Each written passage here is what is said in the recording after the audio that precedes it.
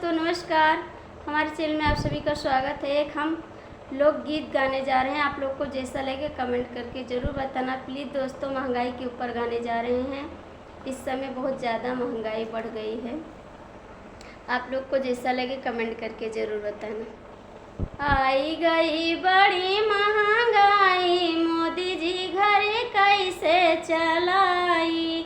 आई गई बड़ी महंगाई, मोदी जी घर कैसे चलाई। कैसे चलाई घर कैसे चलाई। नाही है घर में एगो पाई, मोदी जी घर कैसे चलाई। नाही है घर में एगो पाई, मोदी जी घर से चलाई। आलू टमाटर बड़ा महंगा, आलू टमाटर बड़ा महंगा। कैसे के दलिया महंगाई, मोदी जी घर कैसे चलाई। कैसे के दलिया महंगाई, मोदी जी घर कैसे चलाई। कैसे चलाई घर कैसे चलाई। आई गई बड़ी महंगाई, मोदी जी घर कैसे चलाई।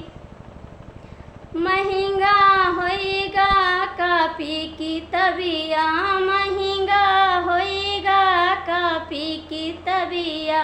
कैसे के बच्चन पढ़ाई, मोदी जी घर कैसे चलाई।